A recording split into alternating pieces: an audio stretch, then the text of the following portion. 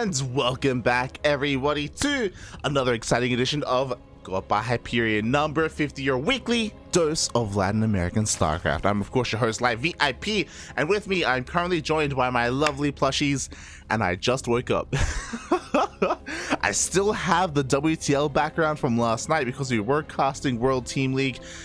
We had an amazing run. I can get into it a little bit later. It was amazing. It was beautiful. I literally just I woke up 5 minutes before the tournament started, and I got out of bed. I was quickly like working on all the overlays and all the and all the text files and everything. But I am here, and I'm not alone, because spawning in the top right hand corner of data under the sea, we have the Costa Rican Zerg player himself representing Infernales Esports. It is EON.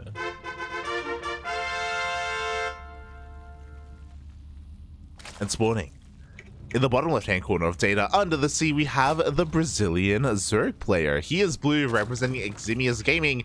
It is Mantega.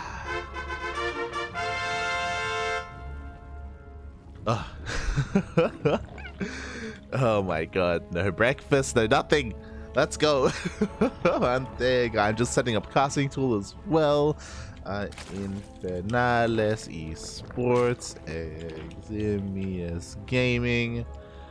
Beautiful. But yes, I hope everyone has been having a great day. I hope everyone has been having a great morning, depending on where you are, whether you're in the land of the Americas, land of Oceania, the land of Europe. And yeah, we are back here with some Copa Hyperion. Exclamation mark me in the chat if you guys want to have a look at the bracket yourselves. As we speak, I'm currently updating the command for the bracket. God, as again, we were up late last night casting some StarCraft. Un momento. And I just want to give a quick shout out to our players here, because despite the fact that I decided to jump on and dive on EON first, in the ZvZ, both players are going hatch first. Hatch, gas pool. Oh my god. So thankfully, I'm not really missing too much here. As I set this up, beautiful. The command has been updated. I can finally focus on the game itself. And again, so far, hatch, gas pool. We even have our third base on time, on location. Mantega is going for his full-up Baneling Nest, and we should see a Baneling Nest here from EON as well. We have the gas, we have the minerals. If he opts not to get a Baneling Nest in a couple of seconds, he is most likely going straight into a Roach Warren. We shall see. Meanwhile, we did see Mantega just poking and prodding with his lings here. Again, we still don't see a Bailey Nest, by the way. EON has a decent amount of gas now. And at this point, he's got some options. If he wanted to, he can go into a faster lair. We have that Roach Warren that we were talking about earlier. He's going for his own Ling Flood. Similar to that of Mantega's. But again, the downside is that EON is not going to have a Bailey Nest. And there it is. There is that Roach Warren. Oh my god, and a Baneling Nest. That almost leads me to believe that maybe this was a bit of a mistake. Maybe this was a little bit of an oversight. The Lings are great, but again, EON isn't going to have the opportunity to be able to micro against these Banelings to his heart's content. But instead, he's going for a massive run by, and this is actually kind of a good thing. These Banelings are a little bit out of position. It's going to take them a while to waddle all the way back home, and immediately he does dive on some of these walking Banelings. So decent start here to the fight. He does cancel one of those Banelings, but there are still so many more behind this. Somehow, someway, EON slips past everything and gets into the main base. We'll get a full surround on the Queen and get a kill. Again, not bad at all, buying a lot of time, and behind this, he is already getting into Roaches. Ooh, another Baneling baited out as well. So EON just taking a bit of a risk here, delaying his Baneling Nest. Does get it in the end, but doesn't need it. I guess it was more of a safety Baneling Nest than anything. The Lings somehow, some way, once again, they survive. They just go all around the entire base, turn around, take a great fight here with the Lings of Mantega, take a Baneling to the face, but it's okay because EON has Roaches. It doesn't even matter. Wow.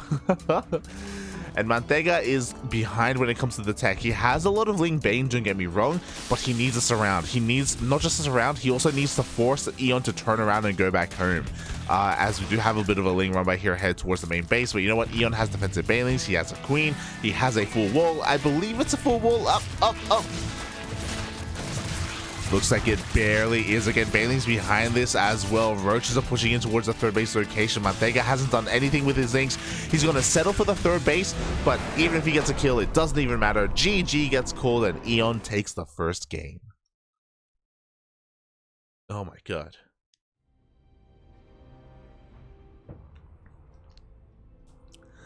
GG. Oh my god. Excuse me. There we go. GG. Well played. Congratulations. As EON does take that first game. Taking a bit of a risk, to be honest. I was really worried when I saw the lack of a Baneling nest. I felt like Mantega would be able to apply all that pressure with his Ling Bane, at least kill the third, maybe break into the natural. But EON did a great job at distracting his opponent and forcing Mantega back home, buying so much time for that Roach Warren to finish, for that gas to kick in and get into his own Roach production. Really good.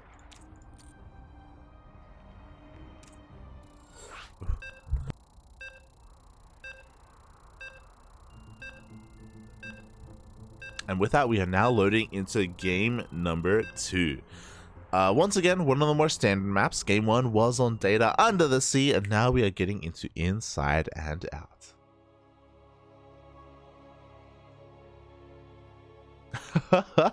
I'm catching up in the chat, DJ, but you don't even have pants on. Sounder, not gonna lie, I was looking for my pants like a couple of minutes ago.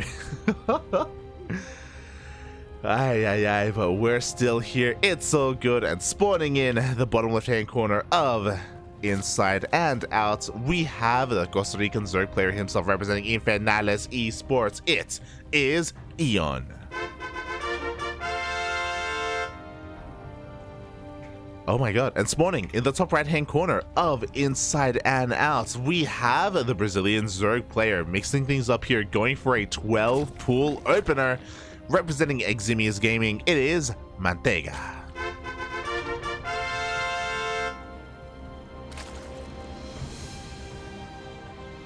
Honestly, you love to see it. I expected this in the first game, to be honest. So yeah, Mantega going to be just ramping up the aggression quite a bit here. It is a 12 pool, not a 13-12 or a 12-11, so this isn't the most committed opener.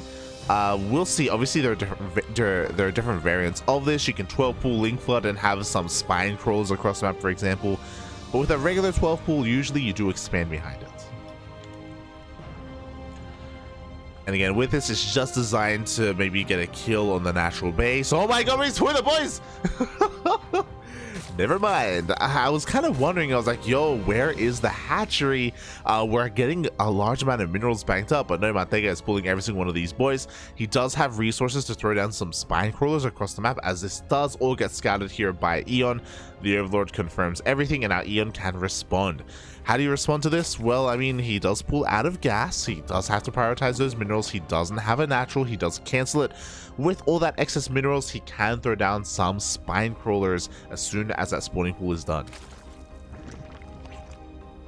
Oh, even throws down an Evo chamber just to block some of these spines and make things a little bit easier for himself. Meanwhile, Mantega, he just dives into the middle line and he gets fully surrounded by the drones of EON. And that's not a good start here for Mantega. He does lose a lot of his links and a lot of his drones already. Aye. Spines are on the way, don't get me wrong. But so are those links, so are those queens. From here, EON has to be careful to overextend, though. I don't think this is a fight that he really wants to take. He's going to lose a lot of his drones in the process, but it may not matter in the end, because if he gets on top of these spines, he's going to be okay. He didn't get any spines of his own. Bear that in mind. EON is losing every single one of his drones. He only has one remaining. Queen is okay, but again, I think EON overextended. And especially not getting his own spine crawlers, this may just be it. EON is down in drones. He's now just getting his own spine crawler. I think he just wasn't taking this seriously enough earlier. He will get it in the end, and this is a rough place to be in. So a couple of things. EON has the resources to make some drones, and he does make one drone. He can kill these spines in the end, but we have more links on the way, and Mantega does have better mining. This hatchery is going to die, and the Brewlings will help EON deal with this aggression, but he can't rebuild this. He can't afford to. Like, that's it. The spine crawler goes down. The Brewlings do get on top of the spines, and it looks like they will all get cleaned up. The Lings are doing whatever they can, but Mantega has mining back at home. EON is all in. How many units do we have here? We have 4 Lings, 4 EON, and a Queen against 6 Lings of Mantega, and we have a spine crawler on the way. EON just wasn't taking it seriously enough. EON was overconfident in his drone pooling, and it cost him his life. He needed his own spine crawlers sooner. He needed to calm down with his drones and take things a little bit more in a more methodical approach. And yeah, just like that, Mantega, he should be able to tie it up. I say should. It's going to come down to the micro, but it's just a numbers game. I mean, look at this. We have so many Lings here for Mantega. EON at less than half the Ling count of his opponent. There is no way around this. A Queen is on the way, I guess. But there's only so much a Queen can do. As the Queen's just chilling at home here with the spawning pool. 2 Lings go down as EON tries to get into the main base, and again he is trying, but he sees the drone count. GG, Mantega ties it up. We're going to the ace match. Oh,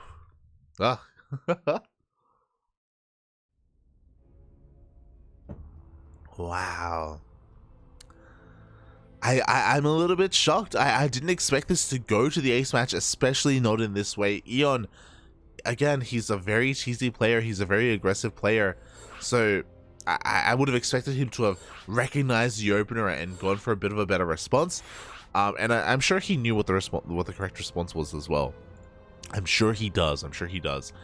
But oh god, it was yeah, not what we saw. Again, just it felt a little bit greedy. Just overconfident.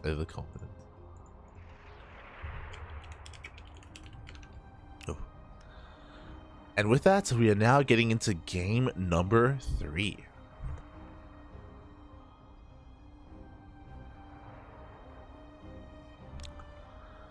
And we'll see where this all takes us, as I'm just setting a couple of things up here. Beautiful, there we go.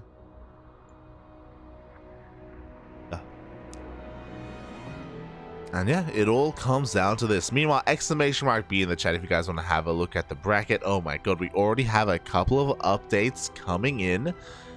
And we already have an opponent waiting for the winner of this series. Looks like EON versus Mantega. The winner is going to go up against the Zerg Lord. And I'm pretty content with staying like on this line, on this path. At the same time, Pakamike versus Cham looks really juicy, and I may want to hop over and cover that instead. We'll see like what's available to us once this series does finish up. I mean, it would make sense just to follow this kind of road here into the Zerg Lord, and then later into those semifinals. But I did just mention it. In this tournament, in this bracket, we do have a returning champion in Cham. Cham has been gone for a long time. He's been relatively inactive. I say inactive, like he pops up every now and then. He's nowhere near as active as he used to be a couple of years ago.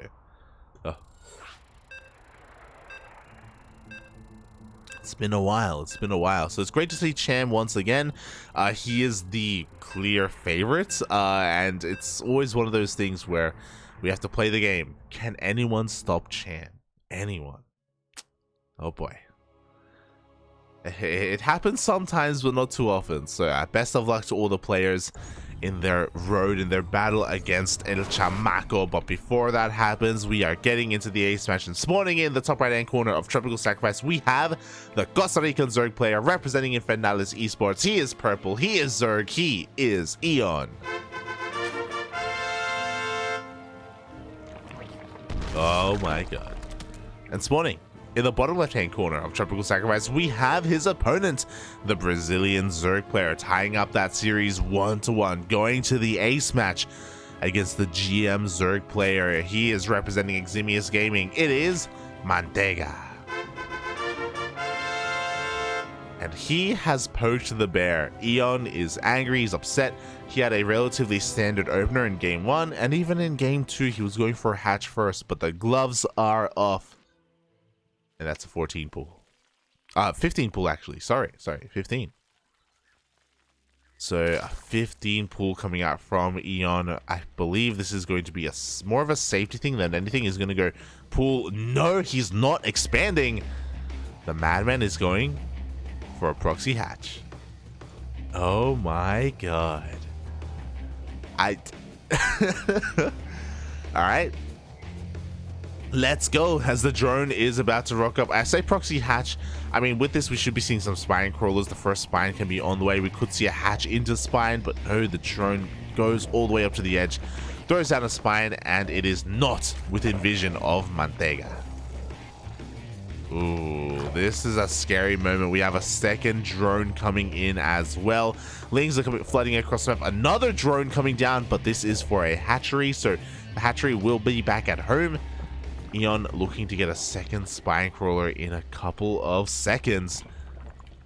And Mantega still has no idea what's happening. He does see the Lings coming across the map, so for all he knows, it is going to be a 12 pool opener. He does see a handful of Lings. Not too many, though. Not too many, as the other resources are being spent on the spine crawler. There we go. Another spine is thrown down here at the natural. And the one in the main is already going ham on these drones. Oh my god, just cutting off the reinforcements. And this may just be it, a bit of a 1-2 punch. The drones once again are pulled. He's struggling to really deal with this. He may just have to give up on the natural waste, but there we go. The Lings are out as well. The drones are being pulled. The first spine crawler is going to be surrounded. It is going to be dealt with, but not before losing so many workers. Looking at the units lost tab, 8 drones have gone down. We do not have WCS game count. I apologize, but the second spine crawler finishes. That was the goal of the first one, just to buy some time. And with the power of these spine crawlers, this hatchery will fall. The queen will fall. Oof. Brutal. Mantega down to 12 drones. I mean, we are equal now in worker count, but the downside is that Mantega is losing his hatchery. GG gets called. And EON takes the series 2-1. GG. Oh my god. EON, I feel like I think he was upset. He was like, God, how dare you 12 pool me? EON, do you know who I am? He retaliates, goes for the 15 pool, goes for some spine crawlers across the map as well. Very methodical style. Again, the first one to tank damage to buy time, the second one to finish things off. They all working in tandem alongside all those Lings. It was a sight to behold. GG. GG, well played. EON moves on to the next round. My condolences to Mantega, but I hope he's not feeling too bad because he took a game off of EON, and that is not an easy thing to do.